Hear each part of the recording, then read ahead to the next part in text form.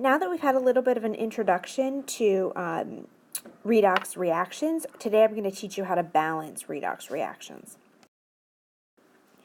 All right, so the first thing that you have to know about balancing redox reactions is that you always have an oxidation and a reduction, so two half reactions that you're interested in balancing as well. Okay, so for this example here, we have cadmium solid plus Ni2O3, which is a solid, which goes to CdOH2 plus NiOH2. All right, so we have the first thing we need to do is figure out what's being oxidized and what's being reduced. So we need to assign oxidation numbers. So cadmium doesn't have any charge, it's all by itself, so it has an oxidation number of 0. Nickel, we don't know the charge of the nickel in this compound, but we know that the oxygen is -2. So in order for that to be balanced, the nickel must have a +3 charge, so that would be the oxidation number for nickel. And then over here, the OH has a -1 charge, so the cadmium here must be +2, and again, OH is -1, so the nickel must also be +2. So here, the cadmium goes from 0 oxidation number to a +2, all right, which means it is losing electrons, and losing electrons is oxidation. And the nickel is going from +3 to +2, so it's gaining an electron, all right, which means that it would be the reduction. Okay, so if we write the two half reactions, we have cadmium going to cadmium 2 plus 2 electrons. Those are the 2 electrons that were lost. And nickel, which is +3 at first, it gains an electron, just one, and it becomes nickel 2 plus. All right, so those are the two half reactions we have for this equation. And what you'll notice here is that I've sort of left out the hydroxides and the oxygens and the hydrogens. And what we're going to do next, as we learn to balance redox equations, is to figure out how to balance the hydrogens and the oxygens when currently we don't even have any hydrogen in our reactants here on the left side of our equation. So that's what we're going to do today. So these are the steps for balancing. I will refer to them as we go through the balancing, but reading through the steps isn't really the most effective way to learn how to do it. So we're just going to skip on to the first example and we'll go through the process. But you can have these steps here as a reference for you to help you if you get stuck. All right, so in this first reaction, we have I- plus MnO4- goes to I2 plus MnO2. So the first thing we need to do is assign oxidation numbers. So the iodide ion is -1, so the oxidation number for iodine there is going to be -1. For the manganese here, this whole thing adds up to a -1 charge, and we know that the oxygens are going to be -2. So if we have 4 oxygens at -2, that's -8. And so if we want to get the whole thing to just have a -1, the manganese has to have a +7. And yes, it can do that. It's a big number, but it is perfectly legitimate, okay? And then over here, I2 is all by itself, has no charge, so the oxidation number there is 0. And then MnO2, if the oxygen has a -2, we have 2 of those, the manganese must have a +4. All right, so now we want to write out our two half reactions. All right, so first we have I- going to I2 plus electrons. All right, we have 2 I's in our product, so we need 2 I- in our reactants, and that means 2 electrons will be transferred if we're going to go from -1 to 0 for 2 different iodine atoms. All right, and then in our second half reaction, we have MnO4-, and that's going to need 3 electrons in order to get to the MnO2, because we're going from a +7 to a +4, so that's a change in charge of 3, so it's going to gain 3 electrons. All right, and now our first reaction here is already balanced. We don't have to do anything to it, but our second one is not, because we have an uneven number of oxygens on either side. All right, so our manganeses are balanced. That's the first thing we want to make sure we do. Now if we look, we have 4 oxygens on the left and only 2 on the right. So we want to add 2 water molecules to balance out those oxygens.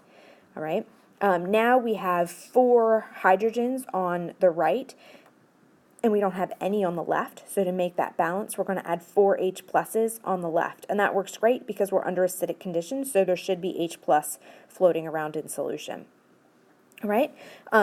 Okay, so now our iodine half reaction is balanced, our manganese half reaction is balanced.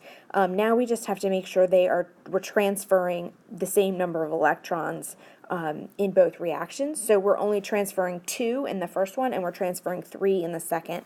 So we're going to have to do 6 altogether in order to get those to be equal. So we'll multiply the top reaction by 3 and the bottom reaction by 2 to give us a total of 6 electrons lost and 6 electrons gained.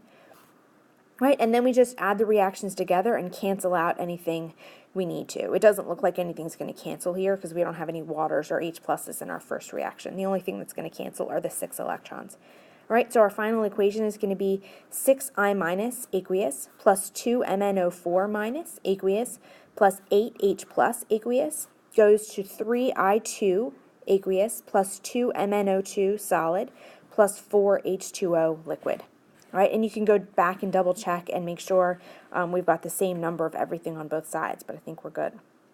Okay, so our second example is under basic conditions, and there's just one little change we'll make at the end, but otherwise the process is the same. All right, so let's first assign oxidation numbers. Cadmium's is 0 because it's all by itself. Nickel here, we have Ni2O3. So in order to get this balance, the nickel must have a +3 charge. Right, and then the cadmium hydroxide, the cadmium must be +2, and the same thing with the nickel, it's also +2. All right, so we have cadmium going from 0 to +2, and nickel going from +3 to +2. All right, so let's write out our two half reactions. So we have cadmium going to cadmium hydroxide plus 2 electrons, because remember we're going from 0 to +2, so it loses 2 electrons. Right? And then we have Ni2O3, all right, and we know we're going to gain electrons to become NiOH2, all right, but we have 1 nickel on the right and 2 on the left, so we need to make this 2 NiOH2, all right, and so then each nickel is going from +3 to +2, so each one is going to lose an electron, so it'll be 2 altogether. Okay, so then the next thing that we want to do is balance the hydrogens and the oxygens in each case. Right, so in the top here we have 2 OHs here on the right with the cadmium, and so we need to add 2 waters to the left to get the proper number of oxygens on either side. All right, and then we now have 4 hydrogens on the left, and we have 2 hydrogens on the right, so that means we're going to have to add 2 H pluses. But here we're in basic conditions, so we don't want H pluses, we want OH minuses. So for every H plus we add, we're going to add an OH minus to each side so that they cancel out. So we're going to add 2 OH minuses to each side, so that'll make 2 waters over here on the right, and we'll have 2 OH minuses over here on the left. Right, so the 2 waters here are going to cancel with the 2 waters we already added over there. So our final equation is just going to be cadmium plus 2 OH minus becomes CdOH2 plus 2 electrons. All right, and then for the nickel equation, we have Ni2O3 plus 2 electrons becomes 2 NiOH2. Okay, so we have 4 hydrogens on the right side, and we have we need to do oxygens. We have 4 oxygens on the right side, and we have 3 oxygens on the left.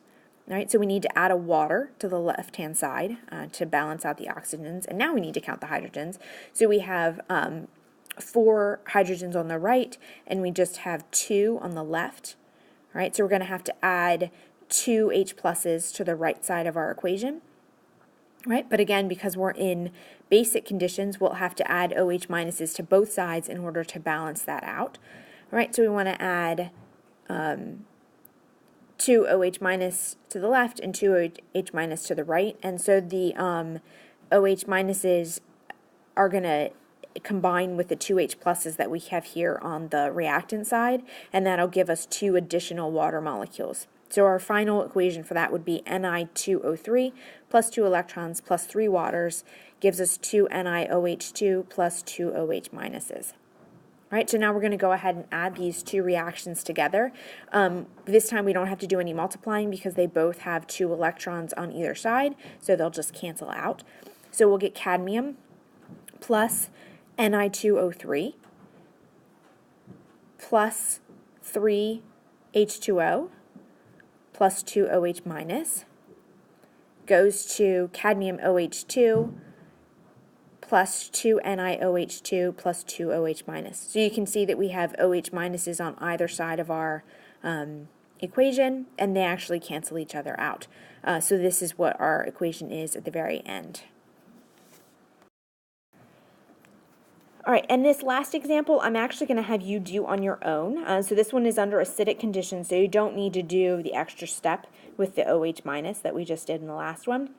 So I'm going to ask you to pause the video here, do all of the work in your notes, and I'll check for it when I do your binder check, and hopefully get yourself to a balanced equation, and then once you have one, hit play again, and I'll give you the answer, and hopefully they agree. And if they don't, you can come see me. All right, so after I went through the process of balancing this equation, I ended up with 5 Fe2 plus aqueous plus MnO4 minus aqueous plus 8H plus aqueous goes to 5 Fe3 plus aqueous plus Mn2 plus aqueous plus 4H2O liquid. All right, so again, if you didn't get that answer, please come see me and we'll figure out what went wrong.